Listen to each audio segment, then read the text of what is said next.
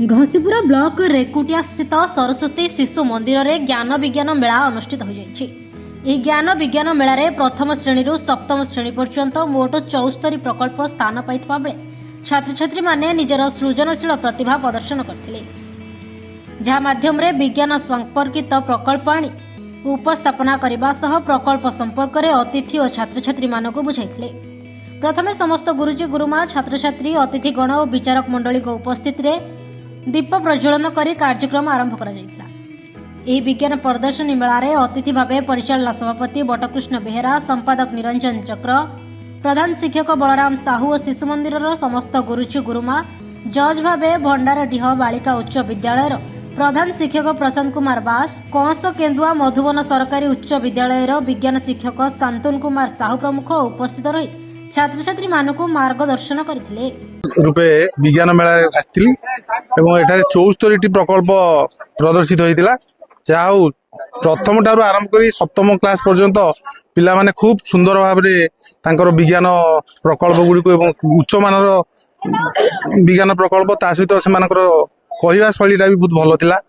जाऊ मु आशा करूची या परवर्ती पर्याय माने खूब भलो आगेबे एवं तांको कान जीभ चर्म आखि द्वारा हमें देखु, नाक द्वारा हमें श्वासक्रिया करू और सुंगी विभिन्न जिनिस बासना सुंगी पर कान द्वारा हमें सुनु, जीभ द्वारा हमें विभिन्न जिनिस स्वाद चाखी पारू, चर्म द्वारा हमें 74टा स्टल पिला माने आनी थिले। एटा प्रथम थर पई विज्ञान प्रदर्शनी मेला होची। पिलांकर मनर भारी उत्साह उद्दीपना सहित वर्तमान शेष है। पिला मानकर खाइबा पिबार व्यवस्था मध्य थिला। तार प्राइज आसंता सोमवार दिन आम क्लोजिंग सेरेमनी करूँ। शिक्षा पाइले कुनी कुनी वैज्ञानिक माने एतिरे भाग नहीं थिले। भविष्य को देश विकास रे सहयोग करिया को आशा करूची जे कि से माने भविष्य को बड़ बड़ वैज्ञानिक हला भले मते लागुची। मो नाम साई संपन्नपति, मु सरस्वती शिशु मंदिर रेकुटिया पाठ पढ़े। मु षष्ठ श्रेणी एक छात्री। आजिर विज्ञान प्रकल्प रे मु सबुज पृथ्वी और दूषित पृथ्वी बनई थी और आम पृथ्वी को आम पृथ्वी रे अनेक गछ लगाइबा आवश्यक एवं गछठार हमको अम्लजान मिलुची।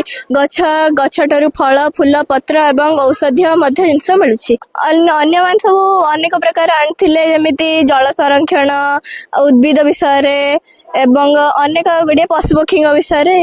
आमर क्षति हो कलकारखाना जो बाहर दूषित जल को पशु पक्षी माने ग्रहण करी तांका देह खराब होची, मृत्युवरण मध्य करछंती। आमे भी से जल गुड़िक व्यवहार कले आमको काछु कुंडिया अनेक गुड़िया रोग होची। गछ लगेवा द्वारा आमको अम्लजान मिलुची एवं अनेक गुड़िया फल फूल अनेक गुड़िया जिनस आमको मिल। केन्दुझर गगन बिहारी दास का रिपोर्ट, आदेश लाइव।